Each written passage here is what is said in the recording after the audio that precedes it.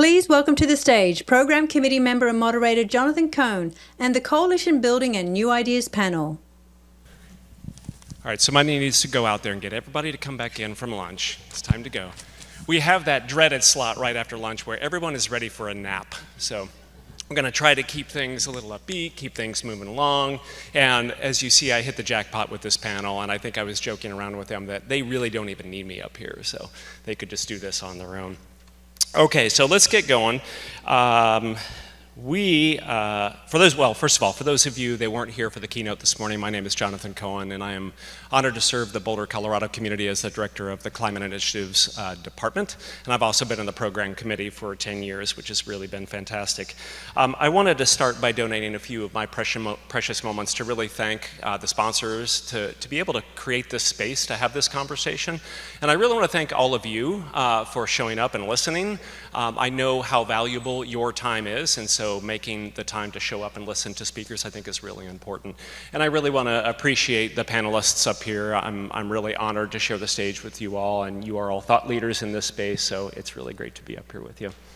Okay, so you're going to hear from, starting from my right, Stephany Vaioleti, the Community Engagement Navigator for Hawaii Energy, Forrest Frizzell, the CEO, or I guess you are the CEO, right? That is it. CEO and founder of Shifted Energy, and Don Lippert, founder and CEO of Elemental Accelerator.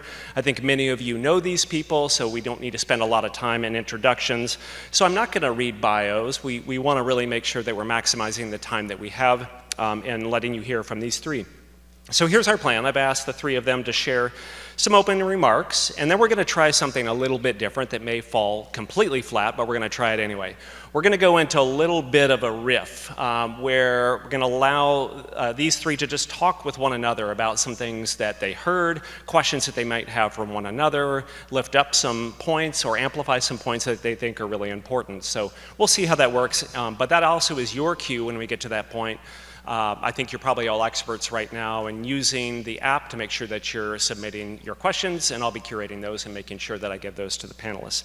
Okay, so there is obviously some rhyme to the way these conversations have gone this morning. With this kind of theme this morning, there is a great, I think, vision that's starting to emerge, which is really emphasizing the need to design a socially equitable and resilient energy system to include everyone. Despite the energy opportunities we've seen emerging, I think we know that many are being left out. So as we think collectively about how we are going to meet or reach our clean energy goals, we really have to build and support solutions that truly include everyone. And I think we've heard that from multiple panels. We heard that from Daphne in the keynote this morning. And we need to make sure that we're scaling up in ways that really allow access to new technologies, but also create new policies and coalitions. And that's one of the areas that I really want to get into with this group. And it's not just doing more of what we've always done, but let's really think creatively about how we're tackling these really sticky issues and challenging problems. Okay, so enough from me. Let's jump in. Stephany, in your work with the State Energy Office, I think you've been a really great thought leader in this space of energy democracy, which is just a term that I really enjoy, or this notion that communities should really have an opportunity to participate in shaping their own energy future. So I think you're a great person to kick things off, and I know you have a couple slides. Great. Thank you, Jonathan. So I just want to clarify, I work for Hawaii Energy, so that's okay, it's all good. So we contract with the PUC to do energy efficiency, and my role is a little bit different, Community Engagement Navigator. I've been with Hawaii Energy for about 4 years, and really focusing on partnerships and collaboration in the accessibility and affordability space, which Caroline had discussed a little bit earlier. So I wanted to start off with this slide. So I am a daughter, a wife, a sister, and a mother of 2. And I also serve on the Ko'olauloa Neighborhood Board, as well as the Hawaii Health Systems Corporation Board. I also happen to live in Kahuku. So this is a picture of the road below me, Leleuli Street. But if I work from home, I can see windmills in the back of my house as well as the front of my house. And I show this picture because Daphne had talked about lived experience. And we all have lived experiences, our own, our families, our neighbors. And so I wanted to show this picture just for you to just take a moment to reflect. When you see something like that, what does it say to you? So I see that every day, because that's where I live. I drive to Honolulu, back to Kahuku every day, and the impacts of climate change are right in front of me. And so this is my why. This is why I do what I do. And we have these huge, audacious, big, hairy, scary goals and challenges. And so we need 1,000 ways to figure out solutions, experiments, small little solutions in order to get there in a more equitable way. And so the reason why I put this up there too is that there are 20 windmills in Kahuku. And they're very, very close. And I've been there since the beginning to where it is now. And I always have to figure out which hat I'm wearing in the different meetings and conversations that I have in trying to understand what role I play in these conversations. There are competing priorities, which have been mentioned before, and there are conflicting values. And I put two quotes up there from that empathy is something that should be a foundational value. When we talk about equity, being able to stand in someone else's shoes, to be able to, you might not agree with what they say or what they do, but to understand where they're coming from or why they do the things they do or say the things they do, I think is important as we figure out how to move forward together. And then Dawn had also said something earlier in regards to community. We talk about community engagement. Leilani, I love, when she talked about capacity. So, like I said, I'm on the neighborhood board in Ko'olauloa, and trying to engage community, even with 20 windmills in our backyard, to have these kinds of conversations, it's really, really hard. People are busy juggling, family and jobs and sports. And so there's definitely a need for more translators, like Leilani said, within the industry and cross-sector industry, bridge builders, developing relationships, how to have these uncomfortable conversations. Did it work? There we go. Okay, so we talk about different experiments. So we formed the Energy Equity Hui about 2 years ago, a little over 2 years ago, and we wanted to figure out how to do things differently. And so we invited different people into the space, and it continues to grow. It's been really organic. It's really creating safe, brave space to have these conversations, and creating empathy. I remember we had an in-person event, and I remember a developer asking me, I really appreciate this space and I want to learn more, but do you think I'm wanted? Yes, everybody's voice is important in order to continue to figure this out. Energy is a piece of the affordability puzzle. Go Iam, Tongi, priced out of paradise. And so how do we, an initiative that came out of the Energy Equity Hui is Solarize. And we can call it, getting rooftop solar through bulk purchasing onto LMI, Alice households. But we're also talking about virtual power plants, whole home retrofits. And so these are one of the initiatives that need to take off in order for households, people to feel empowered, to bring their utility costs down, so it is more affordable to stay here in Hawaii. And so I'm just throwing it out there. We are looking for funding for a person to be that lead for Solarize. And if anyone wants to jump into this space, we've been co-designing with a whole bunch of stakeholders. A number of them are already in this room The seeds have been planted and it's sprouting and it is ready to take off. So if anybody wants to jump in and join us, feel free to. Thank you. You're amazing. I'm going to riff off your opening because I think it's really important. So aloha, I'm Forrest Frizzell. I'm co-founder and CEO of Shifted Energy. But yeah, I'm also a father. I'm a brother. I'm an uncle. I'm a community member in my community of Waimanalo. I'm the outgoing board chair of Purple Mai'a, the state's largest STEM education nonprofit.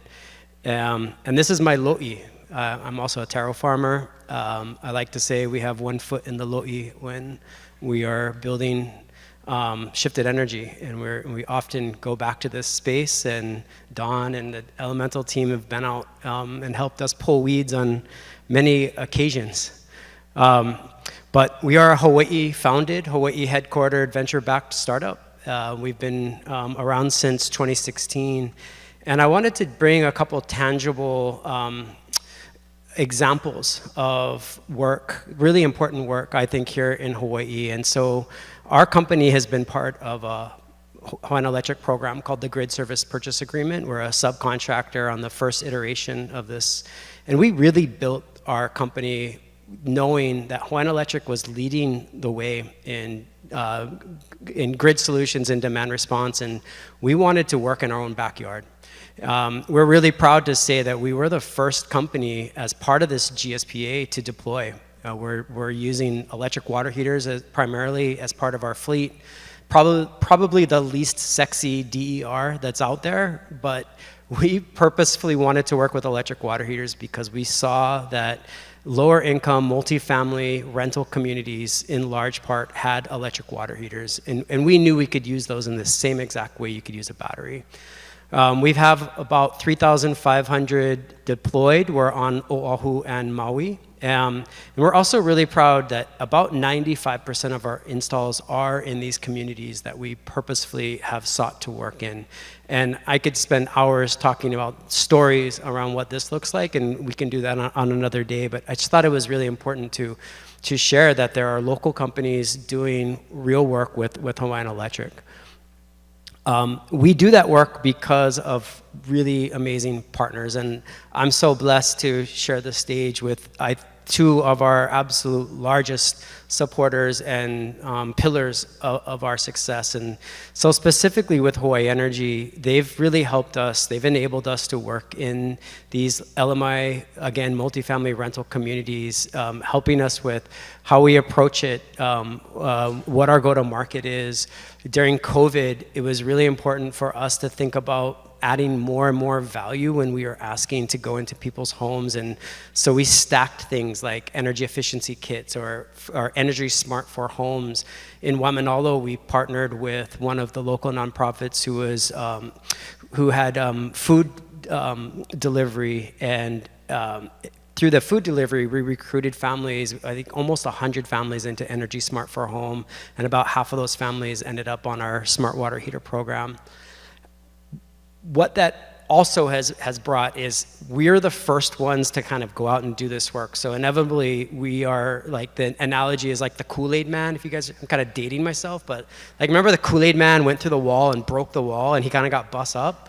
That's kind of what we're doing.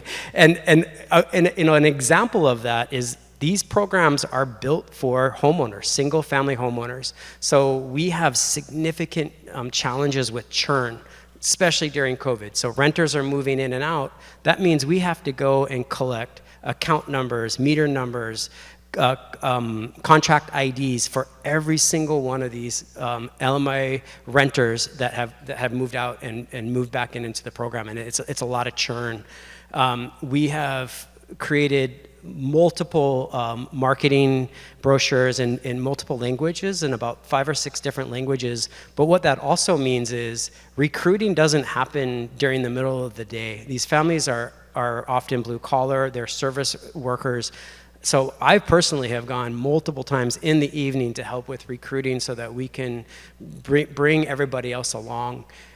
With with Elemental, what we've been able to do is really lean into capacity and economic development in community. And so there's a program that we're working with Elemental on where we've actually been able to hire nonprofit organizations from Waimanalo Homestead, Nanakuli Homestead, and Waianae Homestead. And the whole idea is to build energy literacy, to build economic development. So when the time is ripe and we have funding to scale, we have people on the ground that have muscle memory and know how to do it. Part of this work is also emotionally, it can be kind of hard. There's this picture on the top left is we deployed in a kupuna housing, and we saw that one of the residents kept flipping his breaker on and off. And this is something that happens quite a lot in LMI communities. People think that by flipping their breaker, especially on water heaters, they're saving money, and that absolutely isn't the case. The water heater has to reheat, but people don't know that. When I went to go to this person's home to educate them, I saw that he was sleeping on the ground. This is kupuna, right, in Hawaii, in the U.S., the richest state, or the richest nation in the world. And we have kupuna that are sleeping on the ground because they can't afford a bed. And that's just not right. So we went out and bought a bed for this guy. The picture on the right is a family we worked with in Waimanalo who had a solar water heater that, as you can see, needed some pretty serious repair, but they didn't have the funds to do that. With some funding from Hawaii Energy, we were able to replace that with a heat pump water heater. It's grid connected, it's running grid services. But if you look at their bill, that solar water heater was asking for electrons for 17 hours a day. Their bill was in the $900 to $1,000 range. And when we replaced that, their bill dropped down to $110. And they were emotional. They called us up and they said, we've never paid a $100 bill. This is a family of 12, multi-generation. And they're so honest, they called Hawaiian Electric and said, hey, you guys never read our meter. They were concerned about getting the bigger bill later. But the reality was, for subsequent months, just from a single appliance, they were able to massively reduce their bill.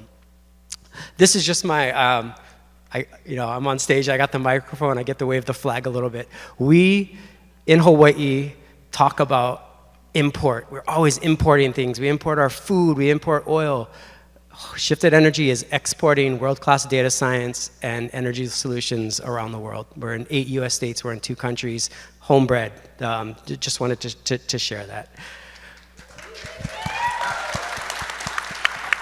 On the back end is, I think, just where there's some poignant things that we're going to be talking about, and just some reminders, right? The latest ALICE numbers in Hawaii, 44% of our families are at that ALICE threshold, asset limited, income constrained, but employed. 15% are living in poverty. In Hawaiian communities, that number is actually 75%. Half of Native Hawaiians don't live in Hawaii anymore. The state lost 3% of its population last year. And we are deeply concerned about what this transition to time of use rates is going to do to these families. But on the glasses half full side of it, we have a once in a generation opportunity because of IRA, IIJA, and these other funding opportunities to massively change this paradigm here in Hawaii. And if I could leave you with one thing, we have been importing foreign oil for many, many years, very much subsidized. Are we going to import services, or are we going to actually take this opportunity to build economic development, build local companies who have the knowledge and the wherewithal to do that? Are we going to be bold, and are we going to take that step? And I say 100% we should do that. Mahalo for listening to me. I'm going to pass it off to my good friend Dawn. Awesome. Yeah, you get a round of applause for all that amazing work. So thanks so much, Forrest. And I will also key off these folks and say that, I come to you in the same way as a sister, a daughter, wife, and mother of 2 now, who many of you have met. And I also am a student, and many of my teachers are here in this room and on the stage. And one of my, really key teachers that brought me to Hawaii is someone named Maurice Kaya. And he taught me about this question of how the community brings half the solution and technology brings the other half. And as we move forward in this transition, how we actually engage both becomes really key. So I'll talk a little bit about what we're doing at Elemental and how we're trying to share those processes, share those ideas and practices that we're learning about, we're experimenting on in Hawaii with other places around the world to aid our climate transition. So Elemental is a nonprofit investor. I started about 13 years ago now, and we've been growing pretty significantly. We doubled our team in the last couple of years during the pandemic. We're about 60 people now, with our office in Honolulu and then offices now across the U.S. as well. And so we're investing in companies that are doing really groundbreaking technology work, just like Forest, just like Shifted, and then working with them to deploy specifically in LMI communities and disadvantaged communities.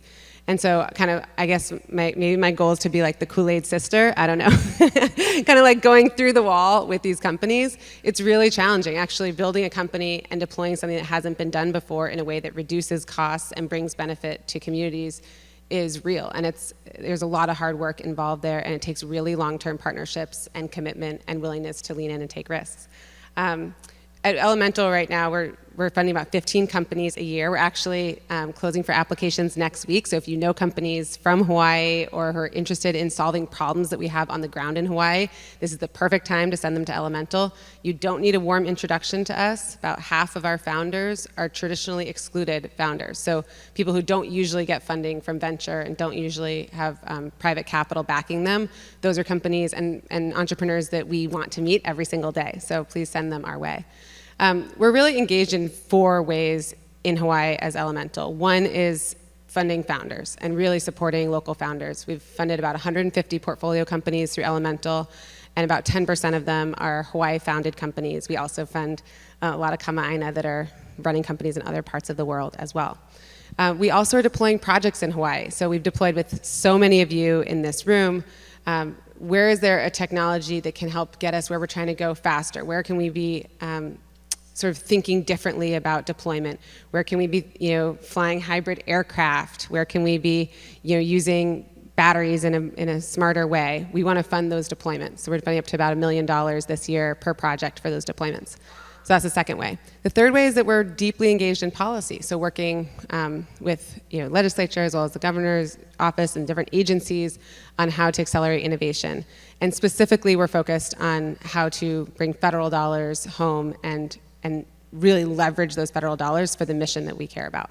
And I'll talk a little bit more about that. And then the fourth way is on workforce. So I was just talking to some folks who are parents of people who've applied to our intern program, and we're supporting about 100 interns this summer, all across the climate technology landscape. So we actually have had many poets and slam poets and others apply to our internships, and we believe that every kind of talent can be put to work in climate, and our job is to help people find pathways and ways to express their unique talent in the climate fight. So we have had many interns at Shifted, but also really organizations across the U.S. and helping people find really meaningful work and hopefully career pathways in this space. So the last thing I want to just touch on as we're thinking about our work at Elemental is it started in Hawaii. We're still funding projects and deeply involved in Hawaii. But now the Elemental portfolio companies, as I mentioned, there's 150 of them, are engaged and active in all 50 states and more than 100 countries.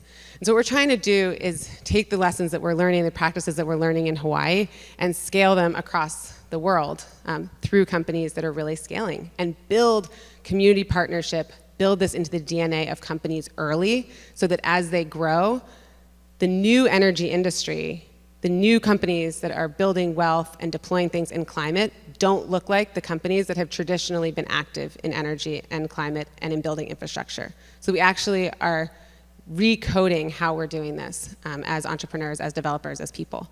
So that's our work at Elemental. What we have now in these federal bills that Forrest mentioned is an absolute unprecedented opportunity. It's once in a generation, meaning it hasn't happened before, and it won't happen again for a long time, and probably not unless we do it right will it ever happen again. And so what we're working on now is thinking about not only do we have unprecedented amounts of money for climate, but for the first time ever in 13 years of doing this that we've been trying to do climate work for communities that need it the most, we actually have the largest funder in this space, which is the federal government, aligned that we're not only trying to do climate, we're trying to do it in LMI communities and focused on 40% of those benefits going to just as 40 communities, essentially communities that are disadvantaged and traditionally been left behind. So it's a totally new paradigm shift in our world, because I think in some ways at Elemental, we've been really sort of like pushing this idea that when you're engaging communities, you can be more successful, you're de-risking your project, you're building more value for communities. And in some ways, we've been going a little bit against the grain of where traditional investors are and traditional sort of sources of capital are in that message. Now, for the first time, we have our biggest funder saying, actually, you need to deliver community benefits agreements. You need to have like legitimate ways that you're working with communities. You need to have mayors, local organizations on board. And so now we have this huge tailwind to actually get this right. But there's a lot of work to do, and I think in some ways we have a lot of catch-up work to do in Hawaii to make sure that we're pulling down as many of the federal dollars as we can and getting as much benefit from this as we can. So we're very excited about what's ahead. In particular, the last thing I'll note is that we're working with many players in this room to identify key areas of federal funding that aren't just going to come to us through formula. They're not just sort of dollars that are automatically coming to Hawaii. They're dollars we need to compete for. So we have our eye on a number of those and working with folks across the ecosystem to identify and then be super competitive for those. This is a really competitive space, and we want to make sure that Hawaii is really at the front of the line in competing for those. There's one pot of money we're particularly excited about, which is called the Greenhouse Gas Reduction Fund. I think what's so exciting about the work that the legislature has done in capitalizing HGIA and working with Gwen and her team is they're really leaning into this opportunity so that this is a $27 billion fund run out of the EPA, and it represents 1/6 of the non-tax dollars in the Inflation Reduction Act. So it's really huge, and the things that we do on the ground to get ready for and become competitive for those dollars by investing now in state dollars to do that, investing now in nonprofit capacity, investing now in multi-stakeholder work like the Energy Equity Hui, all of those things help make us much more competitive for these opportunities going forward. So I think it's a pretty unprecedented moment. We're really excited about the opportunities here and still think there's a lot of work to be done to really capitalize on the potential right now.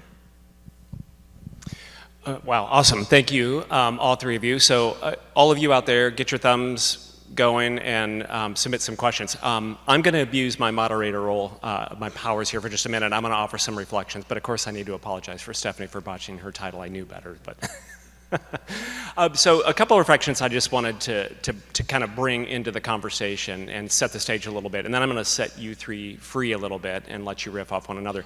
But I really wanted to appreciate this kind of setting the tone around this idea that it's not just about accessibility for low-income consumers and consumers of color. It's really making sure that we're not creating harm as we think about decarbonization efforts. That was just a really important point that I think has really been a great thread throughout a lot of the panels this morning, so that's one. And I want to pick up on this piece, I think, Don, where you left off. We were visiting backstage, and I've had this really interesting experience of being involved in thinking about how the dollars are going to be flowing, whether infrastructure or IRA dollars. And one of the things that I think you're really uniquely positioned to do is making sure those dollars, and I think all three of you, making sure those dollars are flowing to where they need to go in a way that they need to get there. One of the experiences that I've had is this idea of capacity. And when we go out to community members and say, you know, great, we're going to have all this money, a lot of them throw up their hands and say, we don't even know what to do with that. We're not set up to do that. We're not organized in any way to really take those dollars. We don't know what kind of strings are attached to those. So we need to make sure that how we work together in building coalitions, we know that we're creating a pipeline for those dollars to get from where they're going to the people that need the most in a timely fashion. That was just such an aha moment for me, which is this is a new role for local government to start thinking about capacity building in a much more unique and discrete way. So that was just a couple of reflections. Okay, so you heard each other speak. I'm curious to know what's coming up for each of you. Anything somebody said that you disagree with, that you really want, I don't think that that's gonna happen necessarily, but feel free. Or anything you wanna lift up, anything that you had a question, so how about it? See, I told you this might fall flat. Maybe I'll start, because I want to pick up on this idea of prototype projects, and I also want to prompt Forrest to tell us about some of his prototype projects, because I think one of the things that we can be uniquely doing right, this is such a special moment. Dollars are in the midst of getting put out to bid, and folks are in the midst of responding to them. So this is a really unique moment to be having this conversation. By next year's conference, much of this is going to be gone, right? This opportunity is going to pass us by. So this is really a key moment. So I'll share a little about what we're doing at Elemental around this moment, and I would challenge us to be much more aggressive and thoughtful about how we take advantage of this moment. So one of the things that we're doing now is, as I mentioned, there's some big funding opportunities coming through, like the Greenhouse Gas Reduction Fund. What we're doing now at Elemental is raising about $30 million for this summer, we're about halfway there, for this summer to deploy projects that are essentially prototype projects in the image of what we think those projects should look like. And start by surrounding them with storytelling, doing ribbon cuttings, really talking about the benefits to local communities, talking about the jobs, like doing profiles of people who are getting jobs in these projects.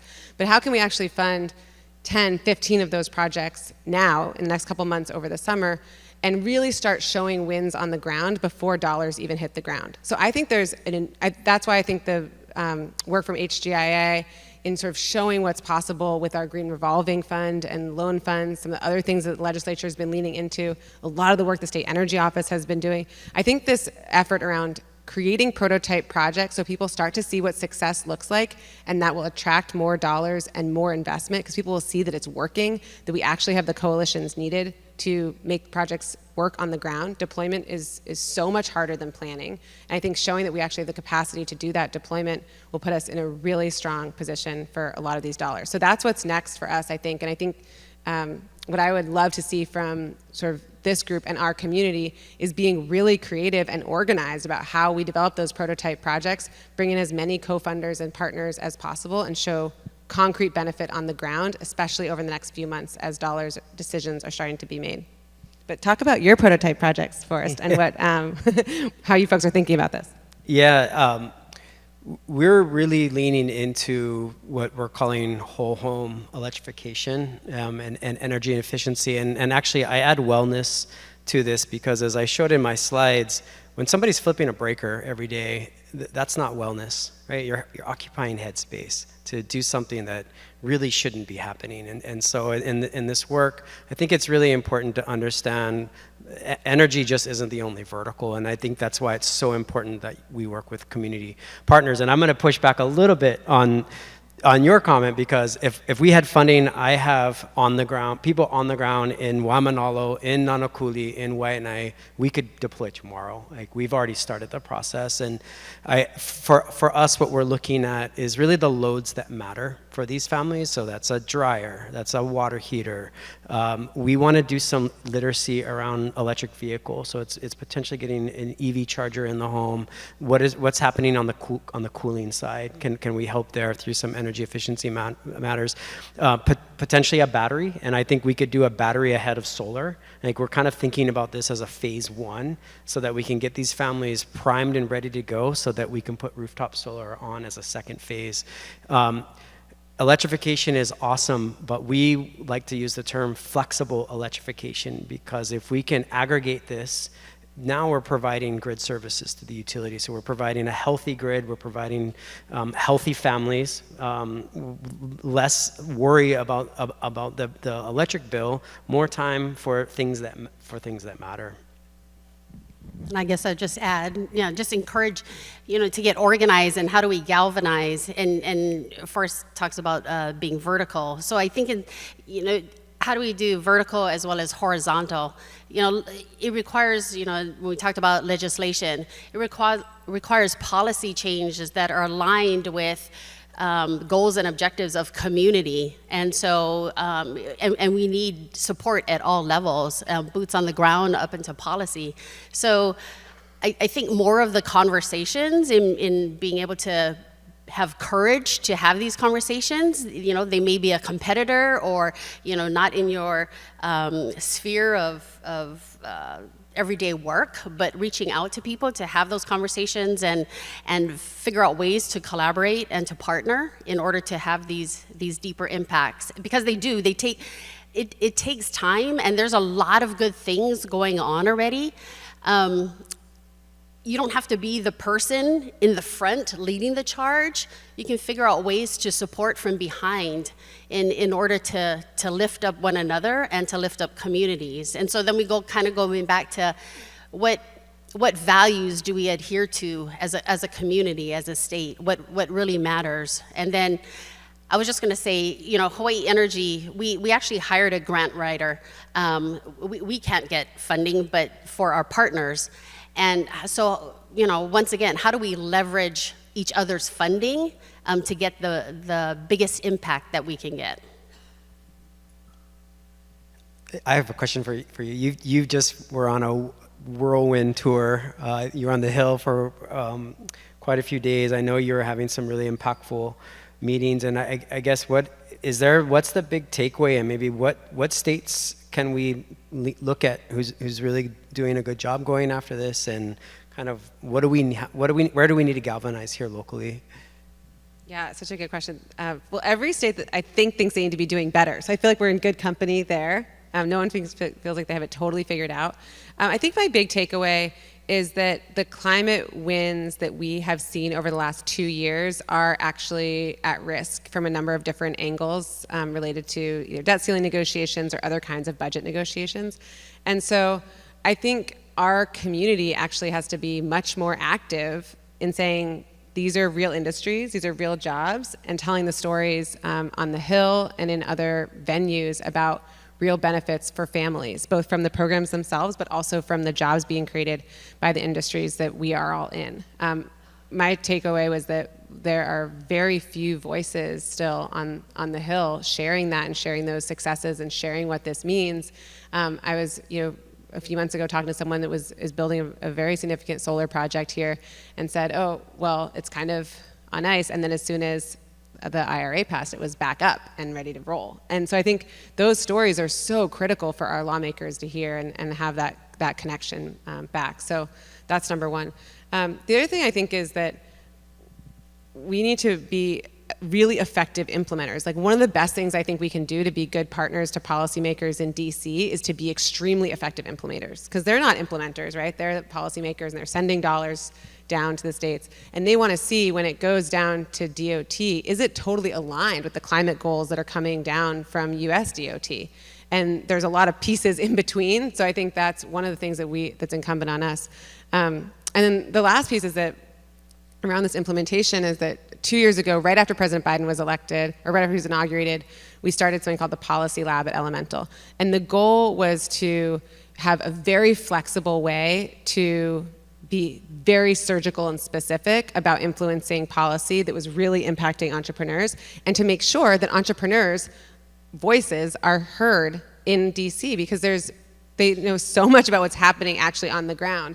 Forrest has been in way more homes trying to electrify them and bring in new devices than any policymaker on the Hill. And so I think bringing those voices into DC and saying this is exactly what's happening, what we're seeing is really critical. So as part of the Policy Lab, one of the things that we're doing is funding policy fellows to work on really hot issues where we see there needs to be capacity. So we just, a couple weeks ago, announced another 6 fellows that we're funding from the Policy Lab. And one of them is here in Hawaii, named Evan Weber, who's one of the founders of the Sunrise Movement. He just started with us a couple months ago. And his job is essentially to say, okay, let's look at all of the different incentives that are coming through. There's like at least 3 or 4 programs that are going to be funding energy efficiency retrofits within LMI. There's the dollars that can fund specifically solar from the state funds, right, of like solar and storage. There's other dollars that can be stacked. And how specifically do we bring each of those together and stack them within a house, working on exactly the devices that Forrest is talking about, so that when you go into one home, it's not, 5 different visits from 5 different contractors working on different programs. It's way too complicated. It needs to be much simpler, one interaction per home where you can actually stack these things and make them work economically. Not that long ago, I was talking to someone who's working on affordable housing and playing a real leadership role in the state around affordable housing, and said, we're building a lot of housing, but we don't have time to do energy efficiency. And I thought, well, this is a huge opportunity for people in this room. There is so much money and so many resources now to support energy efficiency, so much amazing work being done at Hawaii Energy. And it's really on us, I think, to educate people who are working on housing that this doesn't have to be a trade-off. We don't have to saddle people with high long-term electricity bills. And if you look at the work that Hawaiian Electric commissioned in a decarbonization study, we need to so significantly amp up all of our energy efficiency work just to meet our electricity needs of the next 10, 20 years. So we need every single bit of efficiency we can get. So we actually need alignment in our state at all levels, I think, at government, policymakers, all the way through implementers, that these are not things that's one or the other. We either have housing or we have low electricity bills and low energy bills and energy efficiency. We need to find ways to do them both, and for now, for the first time, there are actually resources available to get there. I want to squeeze one in because I think we're kind of high-centered on this really interesting topic of funding. And Stephany, I want to pull you into the conversation too. So one of the things that I heard a number of people reference earlier today, I think Mark was talking about it, but Justice 40 as this kind of new metric for ways of thinking about investment. And I'm curious, one of the things I'm struggling with, and I think all cities and large organizations are thinking about, is like, what does that actually mean? How do you define it? When you say benefits, how do those dollars flow? Is it budgeting? I'm just curious if the three of you have any advice or thoughts for anyone here, particularly me, I'm being a little selfish here, but as we think about J40, is that the right metric? Why not more? Why not less? But is it a good thing to start pinning to? Just curious. Well, I forgot to do a PSA. So the State Energy Office has a QR code. If you guys want to give input, there is an energy equity survey that we would love your feedback on. So yes, thank you for the cue. I think, yes, you're right. Every state is kind of grappling with those definitions and then what tools should be referenced in order to figure out where dollars should be spent. And I think we're in the same place. I don't have any concrete answers right now, but there's definitely a lot of work going on in the space, and between the county, state, the HUI, we have a working group specifically on the definition as well as a framework, and then the PUC opened up the energy equity docket in the December of last year, and Grace will be talking in tomorrow's session. So yeah, there is a lot more conversation, I think, and a lot of encouragement to getting more people involved in what that means to them. Yeah, I don't have a whole lot to add to that. I will say, I took a look at the maps, and we definitely have some work to do with how the maps are set up. I'll give you an example. In Waimanalo, where I live, there's homestead, and then there's beach lots. Beach lots are a much different price per home than the other side of the highway, and on the Justice 40 maps, Waimanalo wasn't counted as a J40 community because of what was happening from the other side of the highway. And so though it can be fixed, but it means that we have to be really intentional in looking at the communities that we want to serve, and are they properly allocated on the maps. Yeah, I mean, I guess the only thing I would add on the Justice 40 piece, I think what we are seeing as a result of that policy is a very different level of seriousness from, I think, entrepreneurs and developers to really figure this out. So at Elemental, every time we fund a project, we fund about 15 companies a year. Every time we fund a project, we work with the company to fund a nonprofit community partner or some kind of community-based organization that partners on implementing that technology. So I mean, we're learning every day from Shifted and a lot of the work that our Hawaii Ulu Co-op and some of our other Hawaii partners and startups have done in really authentically partnering, building trust with communities by working with nonprofits. Our thesis is that this is a really helpful and actually scalable way to get resources into nonprofits in the communities that are going to be hosting climate technology, which is most every community if we're going to get to net zero in this country. And to actually build that capacity and to find alignment between where what technologies are coming in and what nonprofits and community groups want to see in their own communities. So that's our approach at Elemental. That's our mandate to our companies. And so we are seeing, as a result of Justice 40, a lot of sort of interest in how do we do this well. We know we have to do this well to access significant amounts of resources now, and so there's a lot more emphasis on how to do that, and that feels really new and also really helpful because private sector is the implementer of many of these technologies. So government can have certain ideas about where things should go and how they should work, but if we're going to be in the communities that have traditionally been left behind by technology and by climate benefits, and if we're actually trying to go into those communities and bring benefits, it could be harmful or it could be helpful. And so how do we do it in a way that's helpful? I think that's what we're trying to get at with Justice 40, and it's starting to point people toward that question in a much more serious way.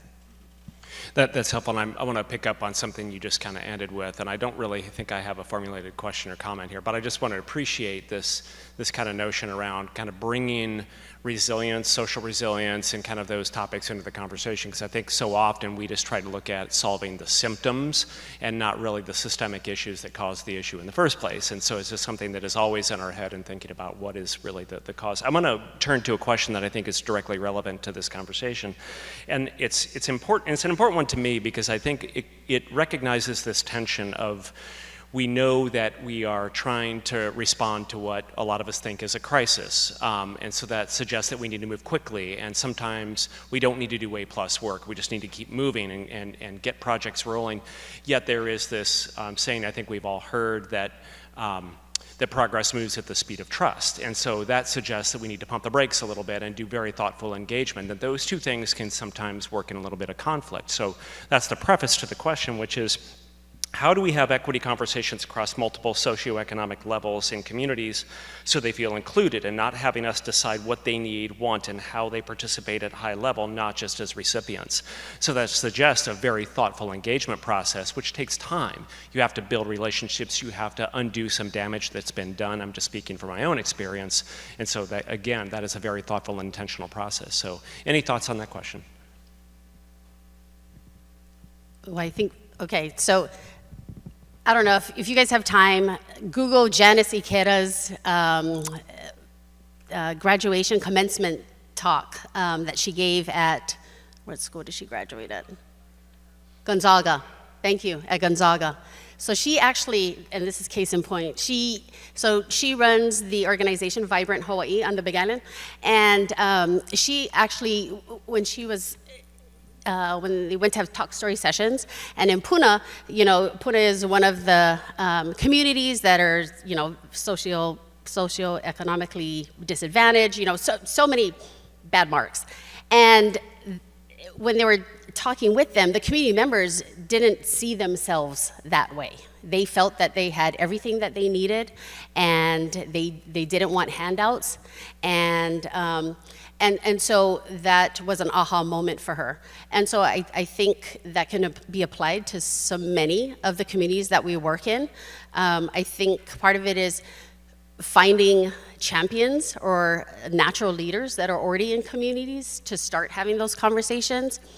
I didn't share it on my slide, but when the windmills came in, the community benefits package exacerbated the issues that were already there. And till this day, the community is still fractured. So, trying to be very thoughtful on, either introducing concepts or introducing projects. I think, one-on-one conversations and small group conversations are really helpful.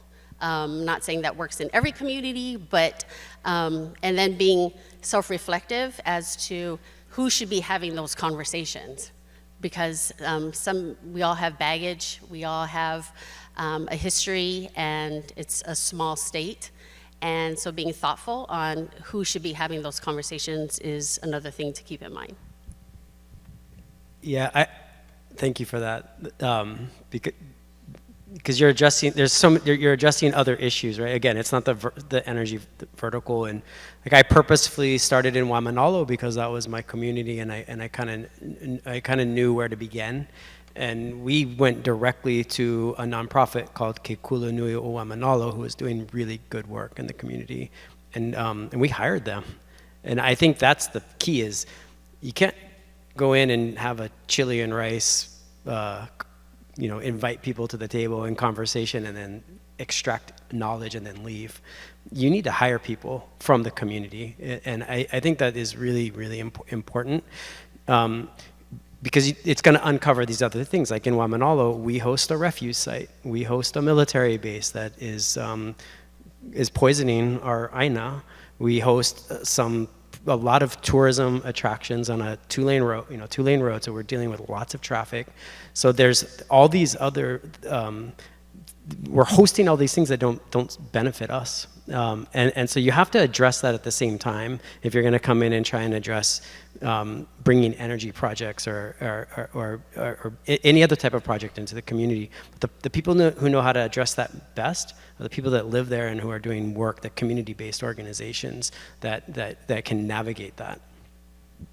Do you think you run into engagement fatigue, though? And the reason I ask is that, and I'm speaking from kind of a municipality, a local government place, where we're all in this, like, we got to engage, and now you have multiple departments going to a small number of people over and over again to talk about planning issues and ecosystems management and housing issues, and there's a lot of fatigue there, and I think there's a lot of tools and strategies that we can deploy that really paying people for their time, obviously, and I really appreciate your comment about how do we get those voices in a very intentional way and not just asking their opinions. I'm going to just very quickly, one of the things that brought me to this place is we went out and spent a lot of time talking about resilience and resilience sites and sheltering sites. And our notion was, we just need to find great locations. We'll microgrid, we'll find technologies to create these safe havens for people to shelter in place. And in talking with them, I said, we don't want that crap. We are not going to get in a car. First of all, I don't have a car. Second of all, if I had a car, I wouldn't have gas in it. I'm not going to get in and drive across town to sleep on a cot with people I don't know. I'm going to go to where I gather, where my friends and my family and people that I can say I need to get my medicine, and so those places exist. So how do we facilitate that and support that? And I think that really part of intentional listening is really, really rewarding. So I don't think there was a question in there. Sorry, I was just reacting, but that was close to a tangent, but I stopped myself. I'm going to go to another question, unless, Don, you have anything you want to add. This is, I think, kind of along those lines. This is a question probably for you, Stephany, but should we think of air conditioning as a basic need for Alice families given rising temperatures, and should YE Energy help pay? Where's Caroline? I think we're trying to figure that out. We actually did have a hui up for air conditioning on Molokai this past year. I think it was 45 or 50 air conditioners.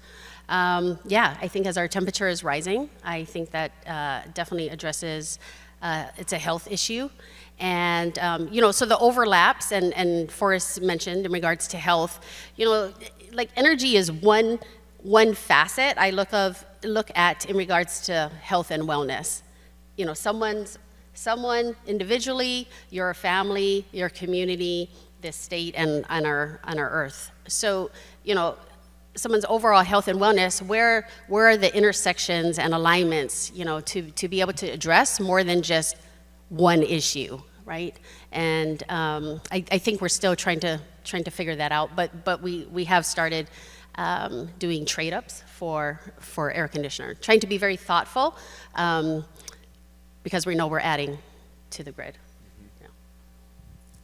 Yeah, I think I would just add that energy is sort of like a means to the things that we want to do. No one wants to sort of be focused on energy all the time. So I think in terms of as a means to having a healthy and affordable lifestyle, energy, in Hawaii especially tends to be sort of the tip of the spear, because it really impacts affordability, really impacts health and wellness. So, but I totally agree, and I think this is where we can be also really innovative. Like, how do we do cooling better? How do we do better building? Like, how do we actually make people comfortable? And they don't necessarily want AC or no AC. It's like people want to be comfortable and healthy. So I think, we need to be much more creative about thinking through actually meeting people where they are with those kinds of services.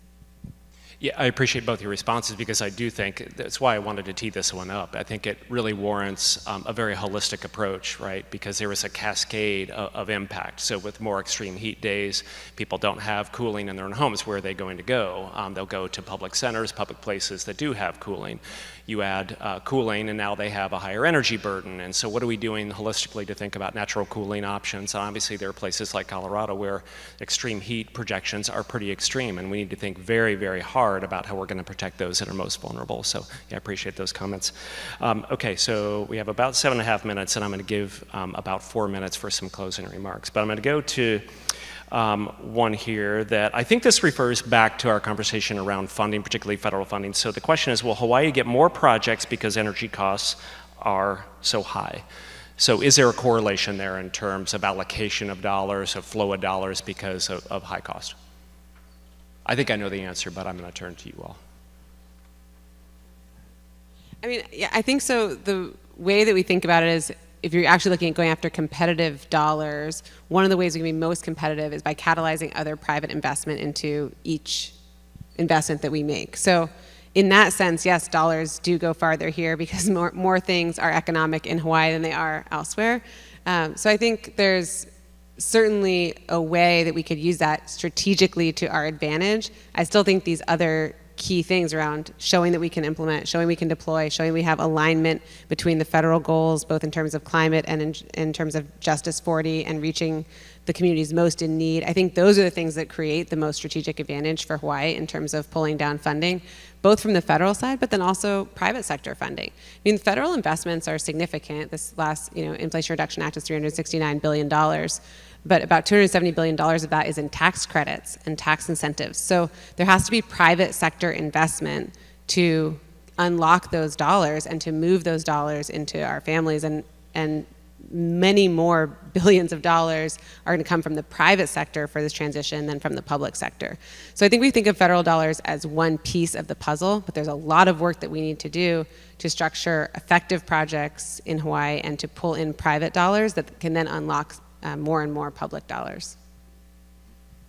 One thing we haven't talked about, and obviously we could do this for hours, and I'm fine with that, but one thing we didn't talk about is policy. And the reason I bring it up is that there is this, one of the questions refers to how do we engage with community that live in, say, areas that are administered by HOAs, apartments and HOAs, and those bylaws are often incredibly restrictive to the progress that we want to make. So how do you all think about that type of engagement? And the reason that I connect that to policy is that some agencies like local governments, I mean, that's what we're good at. We can regulate and we can look at policies that start to unlock some of the potential that we know we need to be thinking about. So any thoughts there? I would just say a society can show you where its values are based on where it makes laws and policy, right? And so I think we have to lean in there, and we have to be really intentional about. I think I saw a third of our families in Hawaii have rooftop solar, so that leaves 2/3 that haven't been served yet.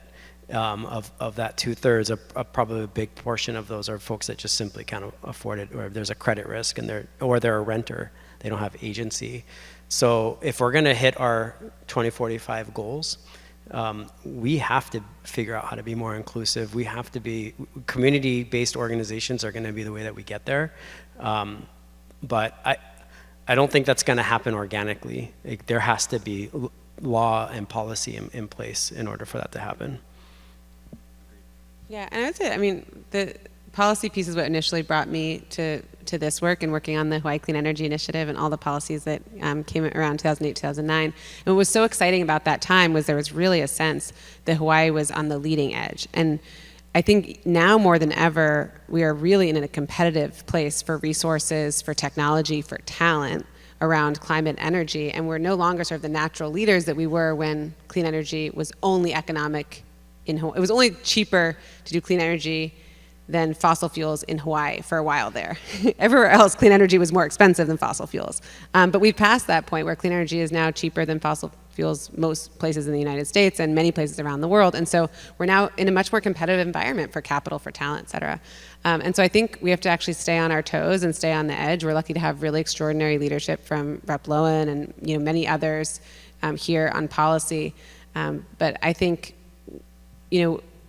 10, 12 years ago, we were really seen as like that leader in policy. I think the work that we've done around PBR and the work that Hawaiian Electric's done to align incentives is really groundbreaking and really keeps us in a leadership position. But there are other places where other jurisdictions and other states and cities have caught up, and we still have a lot more work to do around sort of building codes, around keeping many of our policies in line with where the future needs to go. Rep. Lowen mentioned where we're trying to do on EVs and electric vehicles and EV ready. I think also on energy efficiency, we have a ton more work to do. So I think there's places that we really need to get much more serious about continuing to lean into policy so we can stay, at least if not at the front of the pack, at least in the first half.